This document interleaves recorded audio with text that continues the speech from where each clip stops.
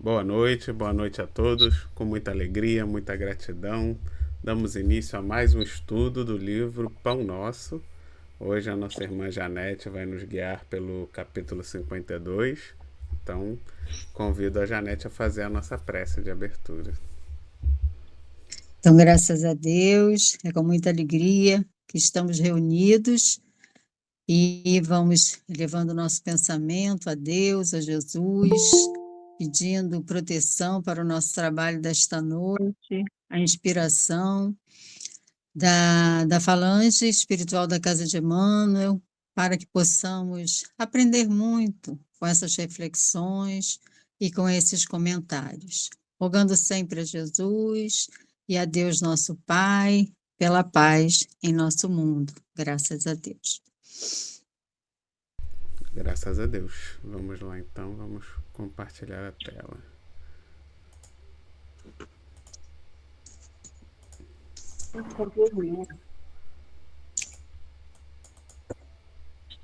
Então, hoje nós temos a lição 52 do livro Pão Nosso e o título é Perigos Sutis. E vamos então comentando. Emmanuel traz uma passagem de Paulo na sua primeira carta aos Coríntios, capítulo 10, versículo 7, quando Paulo diz assim: não vos façais, pois, idólatras, né? Eu estava fazendo um apanhado geral dessa, dessa carta de Paulo. A Júlia com certeza vai nos ajudar aí nas suas pesquisas, mas o que a gente foca bastante é o amor e o carinho de Paulo pelos seus filhos, né? Esses pupilos que ele gosta tanto, a cada local que ele vai, que ele cria, né? Uma igreja, e ele fica sempre recebendo as notícias do que vem acontecendo. E essa carta de Paulo vem trazendo essa ajuda que Paulo vai dar a essa comunidade de Corinto, porque eles estavam passando por momentos de dissensões, né, de inveja, eram novos ainda. E numa determinada parte até é falado que eles é como se esquecessem um pouco do próprio Cristo e ficam dizendo a quem eles estão servindo, vamos dizer assim. Uns dizem eu sou de Paulo, outros dizem eu sou de Apolo. E Paulo vem dizendo, né, que o que eles deveriam estar focando é o ensinamento do Mestre Jesus, né? Ele falou: quem foi que fui eu que me crucifiquei por vocês? Foi Apolo, né? Que realmente fez toda essa questão? Não, foi o Cristo. Então, ele vem trazendo nos vários versículos esses esclarecimentos, esses aconselhamentos, sempre falando que ama muito a todos eles. E nessa parte, ele vem citando também a parte do povo de lá com Moisés, né, que apesar de ter tido Moisés, né, com toda a fé, com todos aqueles fenômenos que o povo assistiu caminhando ali com Moisés, eles também tiveram esse momento de fraqueza, de idolatria, né? Nós sabemos, eles construíram aqueles deuses lá, né, com ouro. Então, eles começaram a se desviar do propósito que era Deus, né? Que eram os ensinamentos trazidos ali por Moisés. E Paulo vem rogando a eles que tomem como exemplo para que eles também não se percam, não se desvirtuem. Inclusive, esse capítulo que o Paulo fala com relação, né, que ele diz, não vos tornei idólatras, o nome desse capítulo é a tentação, né, que são as tentações que nós sofremos pela nossa invigilância, pela nossa fragilidade, como sofreu aquele povo lá junto a Moisés, e que ali, essa comunidade de Corinto também estaria, né, nessa fragilidade, talvez podendo se perder com relação ao objetivo que eram os ensinamentos de Jesus e que levavam a Deus. Mas a Júlia vai nos ajudar aí, né, Júlia? Sobre essa carta, Janete, o que eu posso trazer? É uma comunidade, né? Essa carta é para a comunidade de Corinto, Corinto é uma das cidades mais importantes da Grécia. Ela foi escrita, né, quando Paulo escreveu essa carta, ele estava em Éfeso. Éfeso, só para a gente ter noção, hoje seria a Turquia. E essa carta ela tem como objetivo ser um manual de conduta. E nessa primeira e na segunda carta, a proposta, os exemplos e as experiências de como vivenciar o evangelho dentro do mundo sem dele se afastar. Essa é a proposta dessas duas cartas, a primeira de Corinto, a segunda também, né? Epístola. Essa comunidade ela tem vínculos profundos, afetivos com Paulo, porque essa cidade é o berço natal da Abigail, da sua amada noiva, né? E do irmão dela, o Estevão, né? Foi apedrejado por ele mesmo, né? E essa passagem, né, dessa carta em especial, né, o capítulo 10, é uma passagem que tem que ser interpretada como um alerta sobre a importância da gente se manter com a mente livre de influências negativas e de evitar associação com práticas que possam comprometer a evolução espiritual. Exatamente. Essa é a proposta dessa carta. Exatamente. No meu entender, ficou muito mais confortável, né, para eles, ele imaginar que adoro Cristo, adoro Cristo, adoro Cristo, mas o difícil realmente é praticar, né? Praticar tudo que ele pediu, tudo que ele ensinou, que é amar ao próximo como a si mesmo. Isso é que é difícil. Ficar adorando, ajoelhado, adorando Cristo é muito fácil. Isso aí, tranquilo. E a gente sabe que há religiões que estimulam muito isso. Fui na missa, ou fui no culto, me ajoelhei, orei, não sei o quê, sai de lá, pronto, acabou, esquece, vai fazer uma opção de bobagens, né?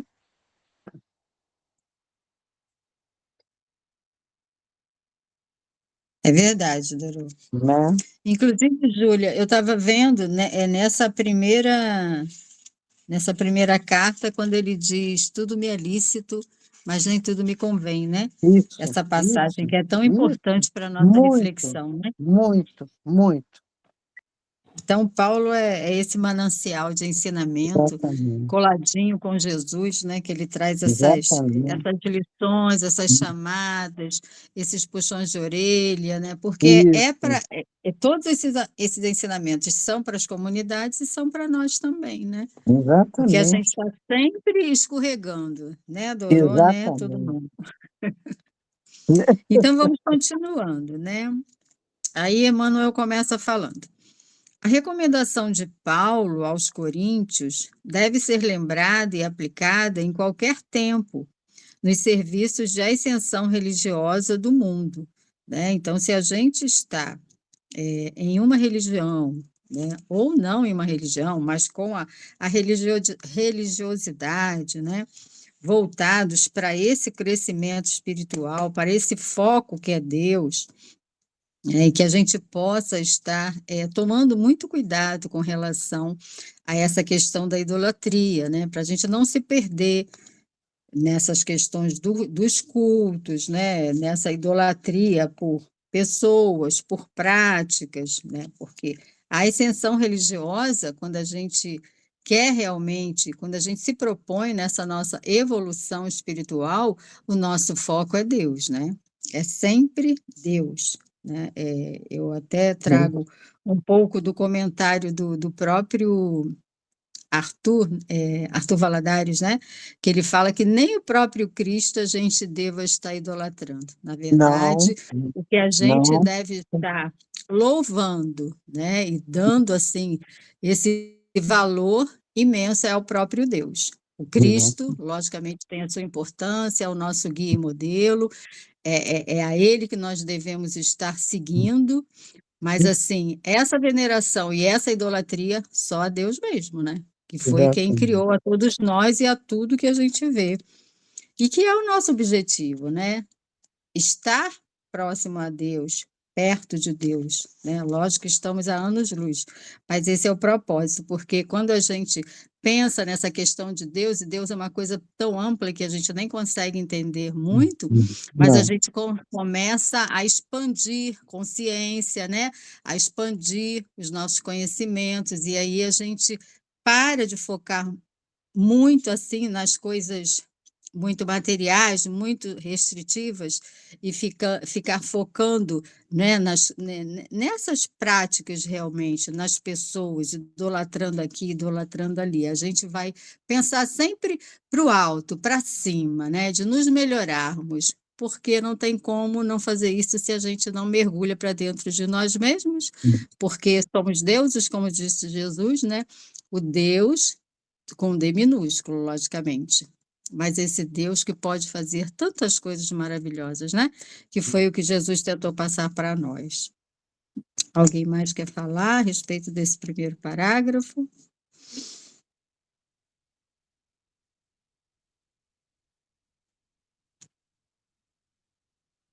Então eu vou continuar, tá? É indispensável evitar a idolatria em todas as circunstâncias. Suas manifestações sempre representaram sérios perigos para a vida espiritual, né? Então ele diz assim, da idolatria em todas as circunstâncias, porque realmente a gente pode idolatrar dentro da nossa casa, a gente idolatra um cônjuge, um filho, no nosso meio profissional, a gente pode estar idolatrando um chefe, um companheiro de trabalho, mas, logicamente, aqui Emmanuel vai focar mais na questão da nossa vida espiritual, né? Que essa idolatria, como a gente vê em tantas práticas religiosas que a gente também já pertenceu, que a gente já participou e realmente gostava na época, e também foi útil para nós, né? A gente também não tem que criticar nesse sentido. Naquele momento, para nós, era importante, talvez, ficar olhando para aquela imagem, orar, né? Era uma forma da gente estar se concentrando, de pensar em Deus, de pensar naquele que eram os santos, que hoje nós sabemos que são os espíritos superiores, mas naquele momento, para nós, era o que tínhamos para estarmos nos aproximando um pouquinho mais da divindade. Mas à medida que a gente conhece, a doutrina espírita traz esse conhecimento maravilhoso e libertador, que não é preciso, né? Que ali está apenas uma imagem material, né? E que é o nosso pensamento que a gente deve levar para aquele espírito a quem a gente quer pedir um aconselhamento, quer pedir uma inspiração, ao próprio Jesus, que a gente pede tanto, a gente ora tanto, força, para que ele nos ajude na nossa caminhada terrena, né? Porque Jesus falou que nós conseguiríamos ir a Deus através dele, né?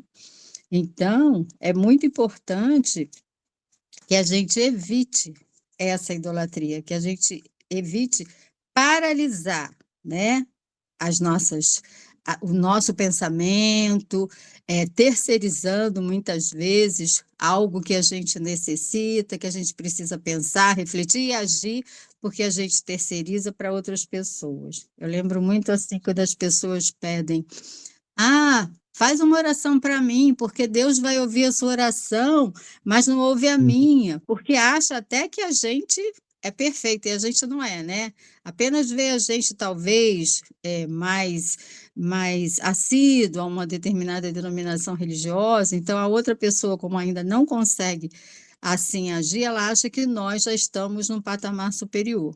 E acaba deixando de desenvolver essa prática maravilhosa que é da oração, ela própria orar, ela própria se dirigir a Jesus, a espiritualidade amiga, né? Que é uma experiência maravilhosa quando a gente faz as nossas orações, né? Mas é isso. Mais alguém? Júlia?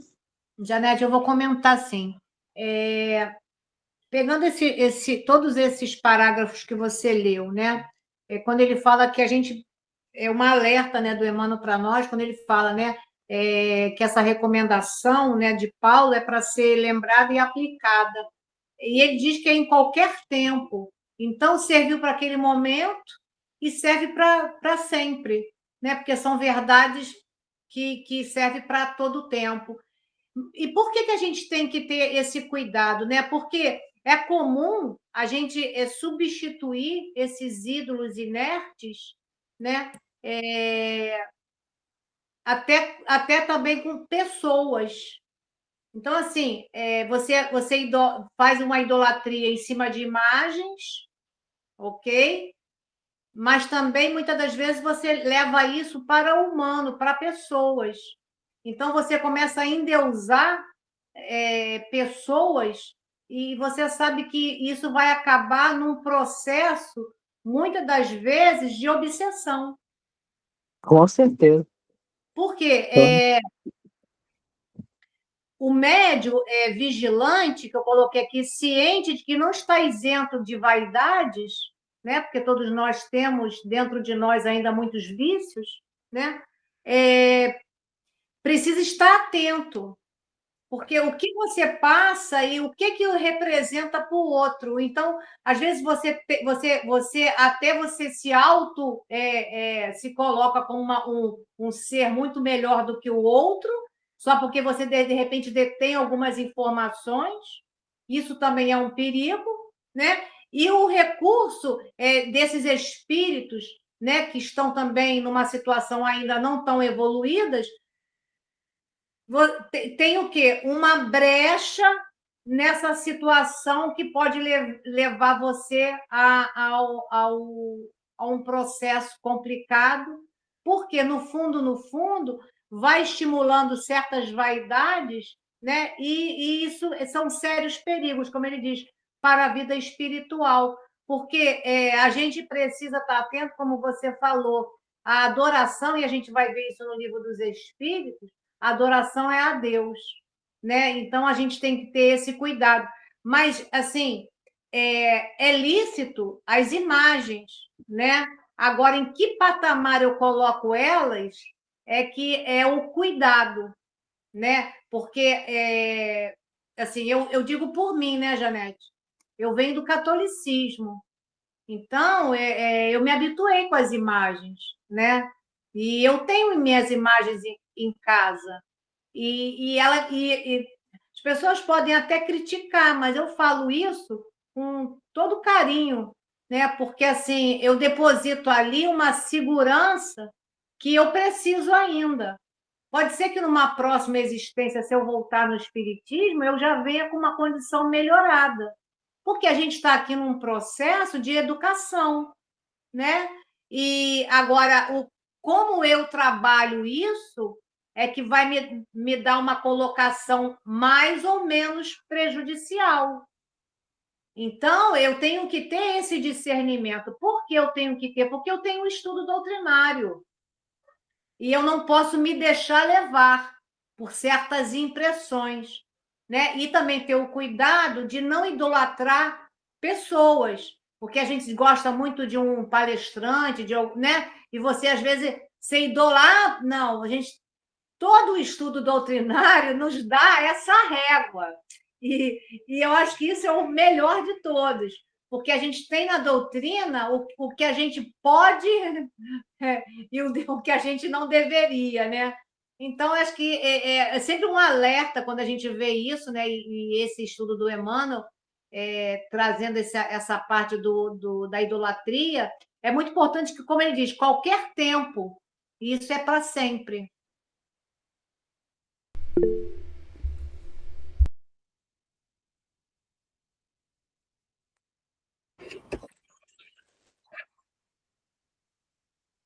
Oi, deixa eu dar uma palavrinha. Estão me ouvindo? Sim.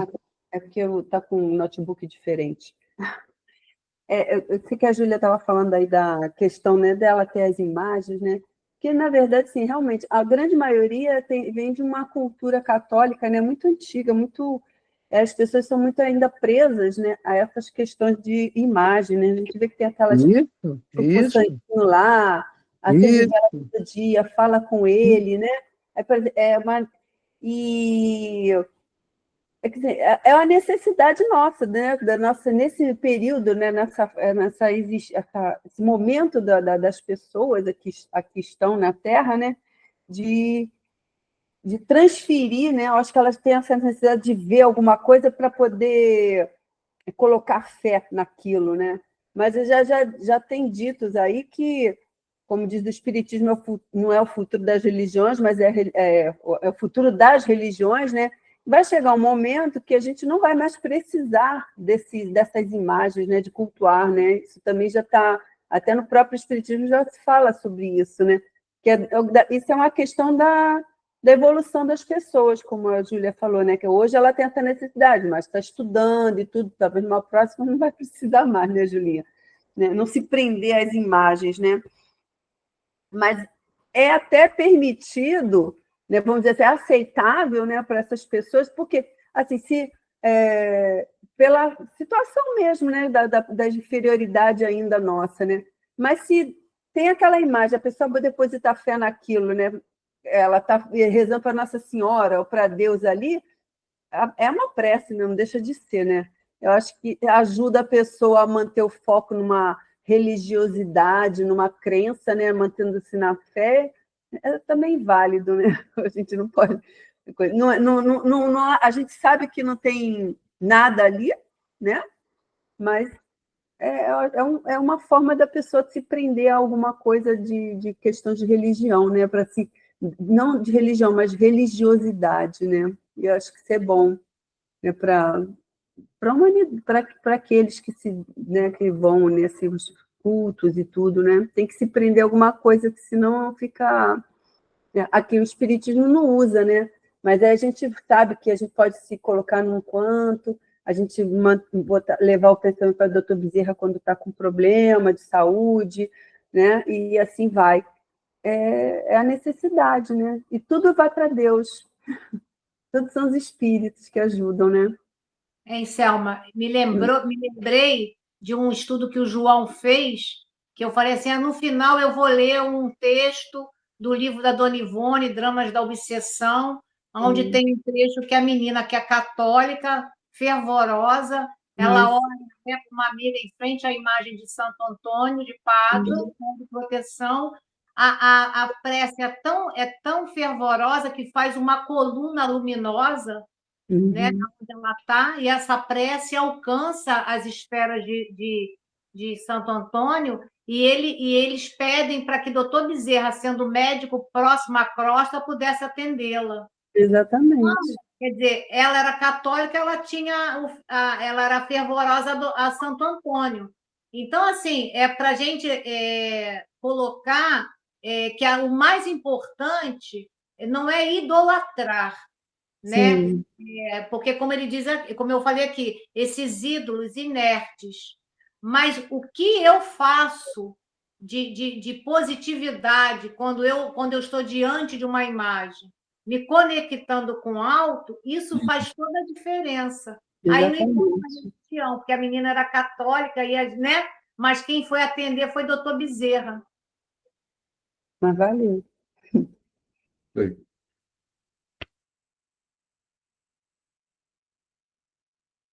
Com certeza, né? Porque jamais a espiritualidade vai rejeitar, né, preces, vai fazer distinção, de jeito nenhum.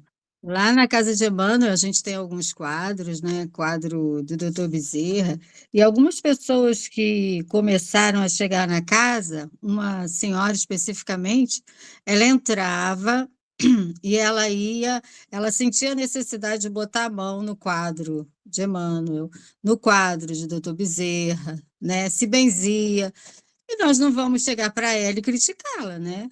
Mas aí, à medida que ela vai estudando, a gente vai trazendo esse ensinamento doutrinário, ela vai percebendo que não há essa necessidade, mas a gente tem que respeitar esse momento, né?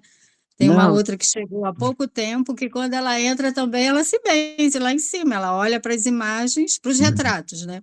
E é como vocês estão falando, ter um retrato de alguém que a gente ama, como o Dr. Bezerra de Menezes, como Emmanuel, né? E a gente olha mesmo, a gente acaba conversando com aquele retrato, a gente sabe que o Dr. Bezerra não está ali. Mas aí eu quero trazer um testemunho do Wagner Borges, eu não sei se vocês conhecem, ele é universalista. E ele contou uma vez, ele tem muito saído do corpo, Ele contou uma vez uma experiência que ele estava diante de uma estátua de um santo em um determinado país, e ele diz que ali, atrás daquela imagem, havia entidades, haviam espíritos de luz, exatamente diante, né, das pessoas que oravam, que veneravam. Quer dizer, a gente pensa realmente que às vezes é só um pedaço de, né, de pau, de cimento, mas as próprias entidades estão ali, né, respeitando a fé daquelas pessoas, não é aquela pureza, muitas vezes, de coração, que a pessoa está ali para pedir, porque a pessoa ainda não tem esse conhecimento que nós, na doutrina espírita, estamos tendo, de não ter essa necessidade das imagens, né? Mas, com certeza, a espiritualidade não tem esses preconceitos, porque o que vê verdadeiramente é a intenção, né? De cada um. Bem, então, continuando, as crenças antigas permanecem repletas de cultos exteriores e de ídolos mortos, que foi já mais ou menos o que foi falado aqui, né? Desses cultos, dessas religiões que ainda são feitos e que a gente também respeita, né? Como foi citado aí do caso da Igreja Católica e outras religiões também, mas que a gente tem que respeitar esse momento delas. O Consolador, enviado ao mundo na venerável missão espiritista, vigiará contra esse venenoso processo de paralisia da alma, né? Por quê? Porque quando realmente quando você ainda não sabe, né, exatamente que a tua oração ela tem que chegar ao alto, para essa espiritualidade amiga, para Jesus, né? E através de Jesus para Deus nosso Pai, que a gente não precisa de intermediários, né? A gente muitas vezes paralisa no sentido de não expandir essa nossa oração, esse nosso pensamento, né? E de toda essa informação que a doutrina espírita traz com relação à espiritualidade, que entra e sai muitas vezes nos templos, e muitas vezes a nossa casa está à nossa volta, da gente não ter realmente essa necessidade dessa paralisia da alma, né? Da gente não fazer esse esforço interno desse nosso melhoramento, de não estar terceirizando muitas vezes o nosso melhoramento, as nossas atitudes, né? Porque muitas vezes a gente joga isso para um espírito, para um santo, independente até de imagem ou não. Ao invés da gente tomar as nossas atitudes e tentar nos melhorarmos, tomar uma atitude com relação aos problemas que a gente pede e joga ali para o santo, para o espírito, e ali não faz nada, no sentido de trabalhar e de melhoramento, né? Júlia? Então, Janete, eu vou trazer aquela questão do Livro dos Espíritos, vou trazer somente a questão 653, quando Kardec perguntou: a adoração necessita de manifestações exteriores? Tem mais questões lá, mas eu trouxe só essa. Aí os Espíritos disseram: a verdadeira adoração está no coração. Em todas as vossas ações, lembrai sempre de que o Senhor vos observa. Então, foi exatamente o que a Janete acabou de falar, quer dizer, o que vai valer realmente, né, é o sentimento que você deposita naquele momento da tua prece. Então, ele diz que a verdadeira adoração, os Espíritos dizem para nós, que está no coração. E aí a gente vai trazer uma passagem que está lá em Mateus, no capítulo 15, de versículo de 1 a 20, que fala assim, só para a gente entender sobre esses rituais, esses dogmas, coisas que na época de Jesus, olha o que ele diz. A passagem citada nesse capítulo 15 de Mateus, os fariseus questionam o mestre por que seus discípulos, antes de se sentarem à mesa, não haviam respeitado o preceito judaico que lhes ordenava lavarem as mãos. Retruca-lhes então Jesus, devolvendo o questionamento correto. Por que violais vós outros os mandamentos? Referia-se o mestre ao fato de que a verdadeira pureza não consiste em lavar as mãos, mas em ter o coração puro, íntegro e sincero. Então, é para a gente também entender, né, porque as crenças estão repletas, né, de dogmas, né? Mas a gente precisa, de fato, o que o Espiritismo nos traz, né? Que é essa fé raciocinada. O que eu vou retirar desses textos sagrados, né? De todo esse ensinamento dos espíritos, quando a gente pensa na doutrina espírita, o que eu posso retirar desses textos para colocar na minha vida hoje? Né? Mesmo que eu esteja ainda ligada, né? Como você falou, a uma imagem, né? Que as pessoas chegam na casa. Se você vai lá no Frei Luís, tem o busto do Frei Luís, as pessoas botam papeizinhos ali. Já foi dito lá no Leon Denis, tem 2 bustos, um de Leon Denis e outro de Kardec. Quando foram limpar, caiu um montão de papel que estava embaixo. Enfim, existe ainda, mesmo que você esteja dentro de uma casa espírita, às vezes tem a necessidade de tudo isso. Mas o mais importante é a gente não congelar essa fé. Porque, às vezes, se eu não tenho, talvez, essas expressões externas, eu também não sei lidar muito bem com a situação. Então, como disse que o que é visto é o meu coração diante da prece, como eu falei, a gente só precisa dosar e entender para a gente não entrar nessa crença cega. Se eu não botar a mão ali, vai ter isso ou aquilo. Se eu não fizer isso é que a gente precisa tirar esses dogmas, né? Porque hoje em dia a gente não trabalha com mais indulgências, com um montão de coisas que ficou no passado. Mas que ainda algumas religiões coloca dessa forma, né? Mas a gente precisa trabalhar a nossa fé raciocinada, né? E a gente já tem material para isso, né? Para que a gente não fique realmente numa condição assim que não condiz com o que a gente estuda, né? Então, assim, conhecereis a verdade, ela vos libertará. Então, vamos colocar em prática, né? Mesmo que seja lentamente.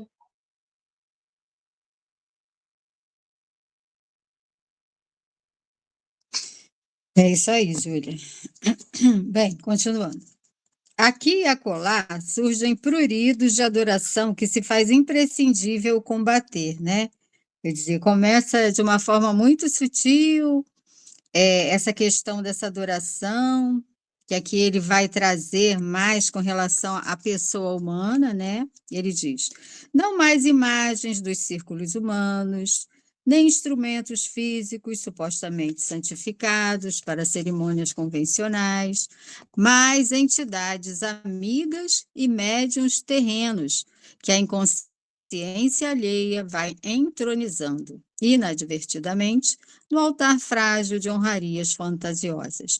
É necessário reconhecer que aí temos um perigo sutil, por meio do qual inúmeros trabalhadores têm resvalado para o despenhadeiro da inutilidade, que foi o que a Júlia já comentou anteriormente, né? Que é essa questão da idolatria pelos médiuns, aqui ele cita dos próprios espíritos, né? Que nós também temos essa questão de idolatrar, o Emmanuel, o doutor Bezerra, a gente fala nesse que a gente pede mais, que está mais próximo, a gente está sempre fazendo oração para eles, e com certeza eles ainda estão na caminhada evolutiva, né? E eles não gostam dessa questão dessa idolatria que a gente faz por eles. Eles nos respeitam, eles nos amam como espíritos superiores que são, mas nós não devemos estar nessa idolatria, como ele diz aqui, que a gente pode resvalar para esse despenhadeiro da inutilidade, porque quando a gente idolatra alguém,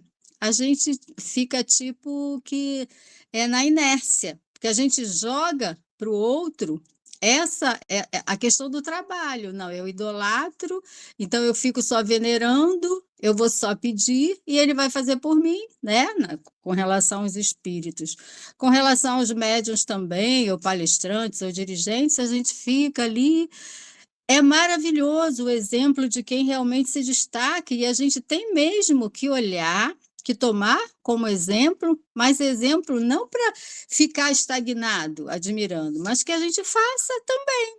Se eu admiro uma forma como uma pessoa faz a sua palestra, como uma pessoa se dedica ao estudo, que a gente possa também fazer o mesmo, que ele seja realmente um exemplo, mas para que nos puxe para o trabalho, e não simplesmente para essa estagnação de ficar olhando, admirando, e não fazendo a minha parte com relação aos trabalhos, aos estudos, né? Que a gente possa se unir a essas pessoas, chegar até elas para aprender, como a gente aprende nesses ensinamentos maravilhosos aqui do Emmanuel, né? Como a gente está fazendo agora, como a gente aprende com o André Luiz, que é um manancial de ensinamento, de aprendizado. Nossa, como é maravilhoso! Mas que isso seja para nos transformar, para nos puxar para esse trabalho, né? Do dia a dia de melhoramento.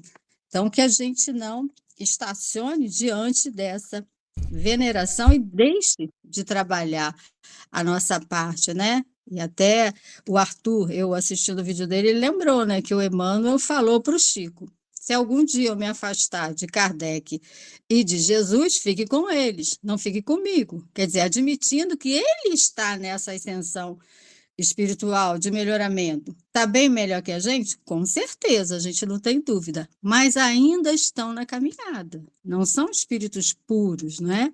Então, é importante que a gente preste muita atenção nesse sentido. A gente vê muito, principalmente para os iniciantes que chegam na casa espírita, essa coisa de venerar uma pessoa ou outra, um trabalhador, né? Aquela pessoa que trabalha na salinha de tratamento, é tipo assim, né? Quase que se desdobram, quase que se curvam diante das pessoas. E isso é muito sério, né? Essa questão de ficar no excesso de elogios, não que não se deva elogiar, eu acho que tem que ser reconhecido o trabalho das pessoas, mas é muito perigoso para essa nossa condição, que ainda somos frágeis, né? Nessa nossa ascensão espiritual, para a gente encher a pessoa de elogios, né? E aquele que trabalha, aquele que está na condição de trabalhador, de auxílio, que deva sempre estar mostrando para aquela pessoa que está sendo auxiliada, que por acaso ele está sendo intermediário, mas que a permissão é de quem? É de Deus, né? Jesus é esse intermediário, mas quem tudo permite é Deus. Então, isso é uma coisa que a gente frisa muito para esclarecer as pessoas, principalmente as que estão chegando. Mas tem muito trabalhador antigo na casa espírita que ainda resvala por esse caminho que a gente vê, né? Então, é assim, é um alerta constante, é uma vigilância constante que a gente deva estar nessa prática.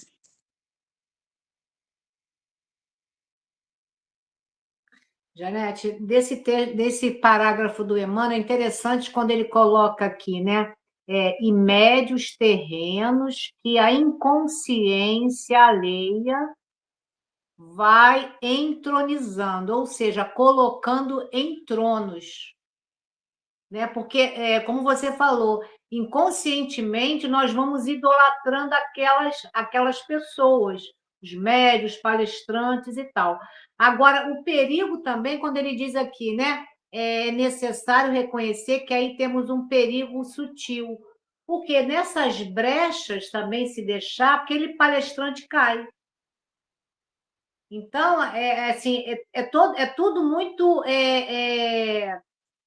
com muito detalhe que a gente precisa analisar, né, a nossa postura e quem está sendo elogiado, como se colocar também, porque amanhã pode ser um de nós, que às vezes, lógico, numa proporção menor, também vai se envaidecendo, né? Esse é o perigo.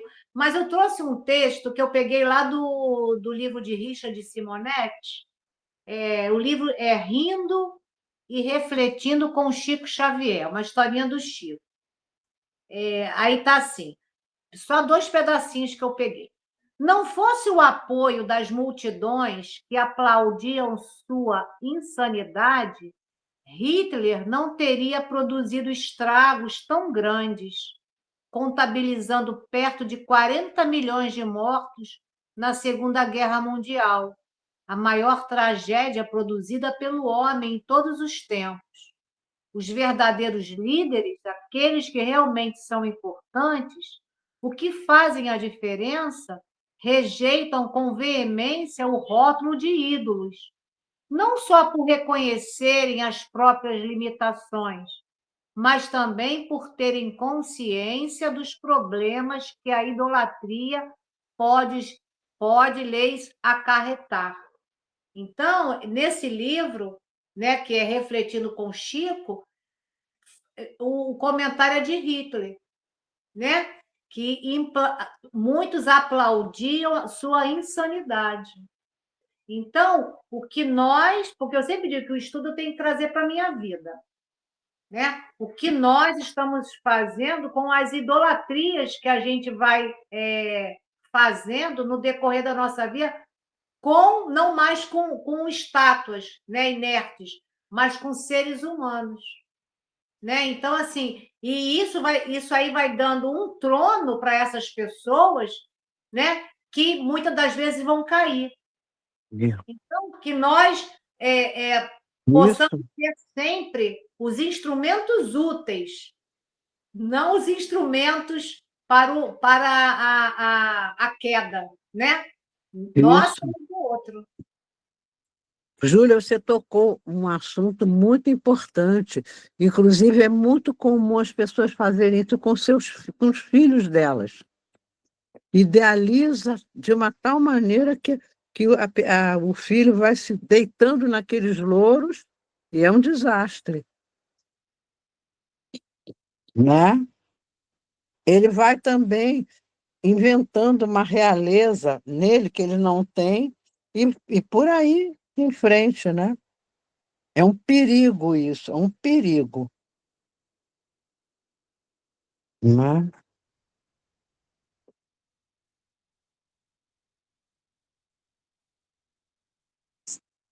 É verdade, Dorô. A gente às vezes faz muito isso com os filhos, É, né? E acaba prejudicando, né, a isso, educação, a evolução deles mesmo. exatamente. Colocam um poder, né? Colocam um excesso de qualidades até, que a gente até Exatamente. gostaria que eles tivessem, nem sempre tem, Não. e acaba prejudicando essa ascensão deles na E vida, né? Isso eles não acontece muito corrigem os mesmo. defeitos. É importante a gente Sim, corrigir os defeitos nossos, é muito importante, né? é isso mesmo. Então, o próximo parágrafo vai falando, né? As homenagens inoportunas costumam perverter os médiuns dedicados e inexperientes, que aí vem em cima disso que você falou, né? Essas homenagens inoportunas, né? Além de criarem certa atmosfera de incompreensão que impede a exteriorização espontânea dos verdadeiros amigos do bem no plano espiritual. Então, se a gente elogia demais, se a gente coloca os médiuns, né, palestrantes, muito acima, né, que a gente idolatra mesmo, né, gosta da palestra dele, mas parece que não enxerga nem algum ponto que não seja tão bom, né? A gente coloca a pessoa num pedestal de uma tal maneira que a pessoa às vezes fala até algumas bobagens e não se percebe, porque você coloca num patamar como se ele só falasse coisas corretas, quando a gente deveria estar analisando tudo que o palestrante fala, né? Toda a informação que ele traz. Por isso a gente tem que estudar. Por isso a gente tem que ter uma base boa para, na hora que o palestrante traz lá o seu discurso, a gente ter condições de pensar bem. Ali eu acho que ele se equivocou, não é? E não colocar a pessoa nessa condição de perfeito, né? De que não falha nunca. E quando a vaidade, né, faz com que a pessoa se sinta realmente superior às outras, ela realmente vai estar criando um bloqueio para a Isso. manifestação da espiritualidade superior, né? Que esse é um ponto que a gente até lembra do caso da fascinação, né? Que os médiuns fascinados, né, dirigentes, doutrinadores, seja lá o que forem, eles fascinados, se sentindo melhores do que todos os demais, eles com certeza irão afastar os espíritos do bem, os espíritos superiores, né? Porque uma condição da gente estar em contato com a espiritualidade superior é exatamente a humildade, né? A Isso, simplicidade, é a gente isso. reconhecer que a gente é falível. A gente está ali como um porta-voz, levando as informações que a gente estuda, e a gente pede a Deus, ora imensamente para que a gente não fale bobagem, por isso a gente estuda, estuda, estuda, e ao estudar, a gente já pede o amparo quando está estudando, para que a gente possa entender, interpretar da melhor forma possível dentro do nosso conhecimento, para a gente não levar bobagem para as outras pessoas, porque é uma responsabilidade muito grande quando a gente leva informação para as pessoas que ainda estudam pouco, que ainda não têm o conhecimento, e olha a informação que a gente está passando para essas pessoas, né, para assistência. Então, é preciso realmente essa condição de humildade, de simplicidade e de estar em conexão com o alto, para que tudo que a gente possa passar venha sim através dos nossos estudos, mas venha também com a inspiração do alto para que a gente faça sempre o melhor trabalho, né? Então, essa questão da idolatria pode sim, como a Júlia falou anteriormente, derrubar médiuns, palestrantes, trabalhadores de casa espírita e, com certeza, fora, né, desse âmbito, a gente está focando porque foi o que o Emmanuel trouxe, mas no mundo, né, de um modo geral, muitas pessoas são derrubadas com essa questão da idolatria. É isso Janete, mesmo. eu vou trazer uma frase do Chico, quando ele falou assim: Chico dizia humilde quando aclamavam seu nome: Sou Cisco Xavier, apenas um cisco na ordem das coisas. Não, Então, é aí a gente vê, né, muito bom, né? né, como a Ele Dona tinha um humor, né? Sensacional, Chico. e também Tinha uma veia de humor é, muito boa, né? De vez em quando ele falava umas coisas assim. era uma Eu só estou preocupada, eu não sei se a minha carga de celular, eu não tive tempo de renovar. Então, se eu desaparecer, já sabe que não foi eclipse, não, entendeu? Tá bom? Obrigada pela compreensão. Espero que dê até o fim. então, e a gente tem dentro da doutrina espírita, né, o exemplo de Dona Ivone Pereira, uma médium com um potencial tão grande, né, que veio com um trabalho de não de missão, como ela diz, né, que o trabalho dela aqui, né, foi um trabalho de regeneração, né, do próprio espírito culpado, que ela sempre colocou, né, que ela vinha com o espírito culpado, né, de muitas dificuldades do passado, mas ela em momento nenhum, né, quis elogios.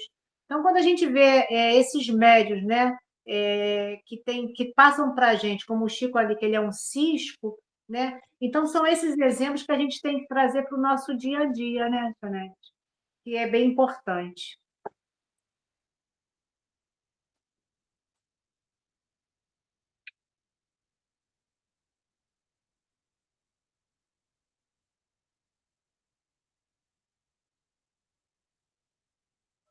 Você está com o microfone fechado, Janete. Esqueci, obrigada, Júlia. Ninguém se esqueça da condição de aperfeiçoamento relativo dos mensageiros desencarnados que se comunicam e do quadro de necessidades imediatas da vida dos medianeiros humanos, né? Mais ou menos o que a gente já comentou. Os mensageiros desencarnados, eles estão em aperfeiçoamento, né? Muitas vezes eles assumem essas tarefas de nos conduzir, de nos esclarecer, mas eles também têm as suas questões para serem vencidas, não é? Que são maiores do que as nossas, né? As nossas são muito, podemos dizer, ainda pequenas, né? Por causa da nossa pequena evolução, mas eles também têm a deles, para que eles vençam, para que eles galguem, né, a degraus maiores, E a questão que ele fala, né, que é bem forte entre nós, o quadro de necessidades imediatas da vida dos medianeiros humanos. A gente não sabe o que as pessoas estão passando quando elas estão fazendo uma palestra, quais são seus tormentos, quais são as suas dores, quais são as suas agonias. A gente não tem ideia. Então, a gente vê a pessoa ali, né, com um sorriso, otimista. Logicamente, se ela tem boa vontade, se ela é sincera naquilo que ela está fazendo, ela está tendo o apoio da espiritualidade naquele momento, com certeza está. Mas quantas vezes ela está com um drama íntimo muito intenso dentro da sua casa, no seu ambiente de trabalho, mas ali ela quer cumprir o seu compromisso, né? Ela assumiu esse compromisso com Jesus, com a doutrina espírita, com as pessoas que vão lá, que saem das suas casas para assistir uma palestra. Então, ela honra aquele compromisso.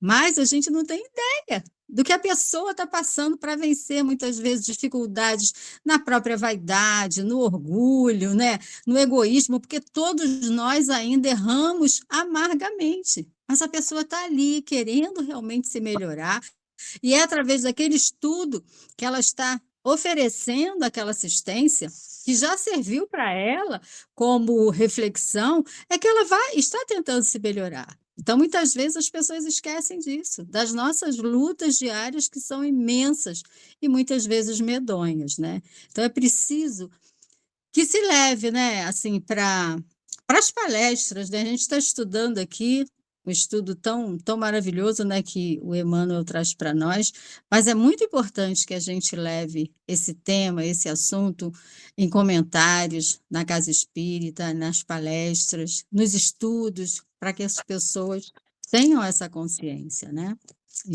Para que ajudem as pessoas idolatrando menos, né? Janete, vou trazer mais uma fala do Chico, quando ele disse assim, numa entrevista, ele afirmou: considero-me na mediunidade um animal em serviço. Eu sou um animal a serviço dos bons espíritos. E nunca fiz mistério disto. E todas as vezes em que me externei a respeito do assunto, nunca me vi absolutamente como uma pessoa privilegiada. Sou uma criatura de condição muito primitiva. Não sei como os espíritos me suportam. Cada vez mais eu sinto a minha desvalia, porque nada tenho a dar de mim. O problema da idolatria corre por conta daqueles que gostam dos mitos. É isso mesmo. Então, mais uma vez, a gente vê o relato do Chico, né? E que a gente possa trabalhar, né, dentro de nós as dificuldades, né? Porque muitas das vezes nos sentimos e nos colocamos melhores do que o outro. E, na Exatamente. verdade, a gente só tem o que Deus permite, né? Tudo é um empréstimo. Até a condição de eu estudar, eu tenho a condição dos livros, da internet, de uma casa séria, de estudos sérios que eu estudo. Isso, Então, tudo é uma concessão divina. isso. Nada que isso eu faça de mim, me coloque num altar ou num trono. Não, Exatamente. dividir o que eu aprendo com outras pessoas, mas não levando a minha soberba, e sim a minha humildade.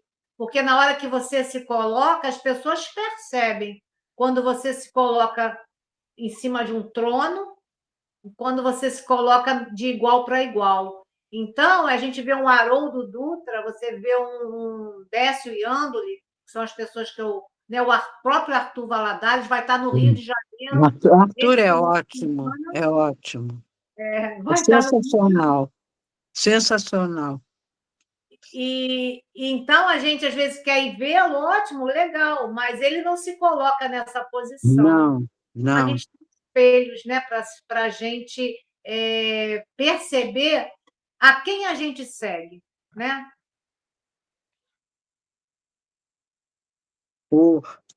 A idolatria acaba virando um comodismo, né? Você não faz força para nada.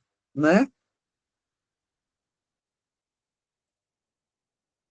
É isso aí, Doro. E assim, se a gente não se cuidar, a gente vira Isso, verdadeiras tietes de palestrante. isso. Ai, o palestrante tal está em tal lugar, vamos fazer caravana! E fica naquela loucura. Aí chega lá, eu quero o autógrafo do livro, né? Oh, meu Deus, não é que a gente deixe de reconhecer esse valor, mas se a gente bobear, a gente está fazendo com eles o que a gente fazia, ou faz ainda com os cantores, os artistas, né? Essa questão de tietar mesmo, de ver a questão da imagem, quando na verdade a gente tem que ver o conteúdo, né? São palestrantes maravilhosos, esses que você mencionou, né? Traz um conteúdo muito bom, mas assim, quando você falou com relação a tudo que a gente, o pouco, né? O pouco que a gente aprende, porque a gente ainda sabe muito pouco, para levar para as pessoas, e quando você leva com amor, com essa verdade, com esse carinho, essa vontade mesmo de passar o pouco que você sabe, e você na hora você é tão fortalecido, né? Você recebe umas inspirações na hora para falar um pouquinho mais, né? Mas isso não envaidece, isso dá alegria, isso dá força, isso dá gás, isso dá brilho naquilo que você vai falar. Mas não no sentido da vaidade, no sentido de fortalecer toda aquela mensagem, todo aquele conteúdo que você passa, porque realmente a espiritualidade vai se utilizar daquele mensageiro que é simples, né? Que fala a linguagem de todo mundo, né? Que consegue passar essa coisa boa, essa comunicação estreita com a assistência, né? Sem se colocar nesse pedestal. Isso é muito legal. Mas aí nós vamos encerrar dizendo assim, né? Emmanuel fala assim: combatamos os ídolos falsos que ameaçam o espiritismo cristão. Utilize cada discípulo os amplos recursos da lei de cooperação. Atire-se ao esforço próprio, com sincero devotamento à tarefa. E lembremos-nos todos de que no apostolado do Mestre Divino, o amor e a fidelidade a Deus constituíram o tema central, né?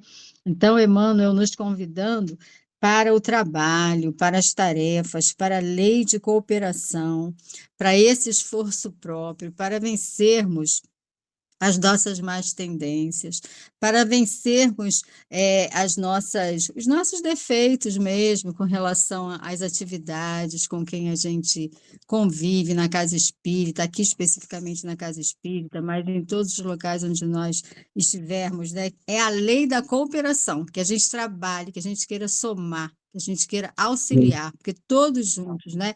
Como Kardec falava no feixe, né? Naquele feixe, quando todos estão unidos no mesmo propósito, a gente tem que focar o trabalho, a finalidade, que é a divulgação do Evangelho do Cristo, da nossa doutrina espírita, que é a prática do bem, que é a prática da caridade.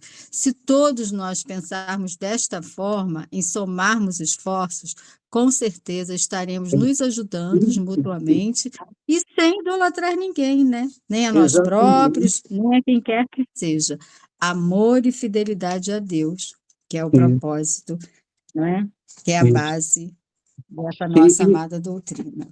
A gente fazendo, mas os outros também fazendo, que senão fica também muito pesado, né? A pessoa tem que ser 100% em tudo. Quem é que consegue? Difícil. Ninguém. Né? É muito Ninguém. É difícil. verdade. Fica uma cobrança, né? Eu acho que a verdadeira liderança é a colaboração. Tem alguém liderando, mas é mais para organizar, mas todos contribuírem é muito melhor. A gente trabalha melhor, a gente fica mais tranquilo, não fica com uma cobrança terrível de estar num trono. Como? Trono por quê? Não é? Eu vou trazer, Janete, para encerrar, eu apontei aqui o seguinte: combater falsos ídolos significa discernir e rejeitar práticas e crenças que se afastam dos princípios da doutrina. Isso. E caminhar em busca de um aperfeiçoamento, não é nem da perfeição, de um aperfeiçoamento, isso sim, né? Aí eu continuei aqui, especialmente aqueles que se baseiam em ilusões, superstições e interesses materiais, em vez da busca da verdade e da evolução espiritual. Então, a gente precisa realmente, né, ter esse cuidado, né, para que a gente possa combater ídolos também, que a gente às vezes pensa assim, ó, ídolo, né? O artista, o palestrante, a imagem, mas a gente precisa combater essas ilusões dentro de nós, porque muitas das vezes a gente cultua tudo isso como se fosse alguma coisa muito preciosa. Então, a gente se coloca, nós nos colocamos nesses tronos, né? Então, a gente precisa também trabalhar essas superstições, tudo isso que às vezes a gente vai idolatrando e a gente não percebe que a gente faz isso conosco mesmo, né? Então, há necessidade também da gente ter essa condição desses pequenos detalhes que nos afetam diretamente, né? E lá no capítulo do Livro dos Médiuns, o capítulo 16, tem o item 190. E o item é 190 no número 6, que é tudo divididinho lá por item, né? Aí fala sobre médiuns proféticos. Aí diz variedade dos médiuns inspirados ou de pressentimentos. Eles recebem com a permissão de Deus. Se existem verdadeiros profetas, existem ainda mais os falsos. Sim. E que tomam os devaneios de sua própria imaginação como revelações, quando não se tratam de velhacos que se fazem passar por tais por ambição.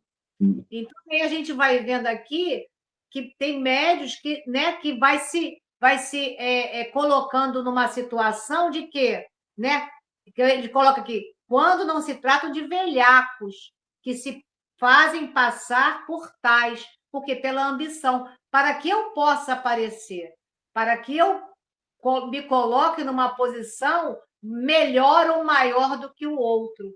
A gente fez um estudo também, né, de sentar no último lugar, acho que foi até o João que fez esse estudo, não me lembro, ou foi a Selma, não me lembro, que a gente falou, né, de querer chegar e sentar nos primeiros lugares. Tenha cuidado para que você não seja convidado para ir para o último. Então, são essas idolatrias, porque eu me acho melhor, eu tenho que ser os primeiros, né? Então, a gente precisa, como diz lá no Livro dos Médiuns, né?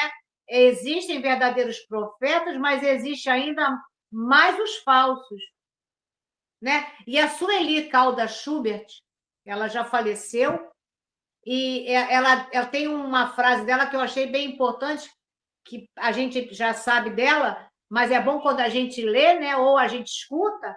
É muito difícil, a Sueli diz, né? É muito difícil a pessoa que foi acostumada a uma religião com rituais despojar-se de todas essas práticas ao ingressar nas hostes espíritas. Então, como a gente falou isso, né, todas essas pessoas que estudam muito, né, têm consciência disso, né, dessa dificuldade. Mas isso não é um problema que vai nos dificultar a marcha, né, tendo um coração sincero.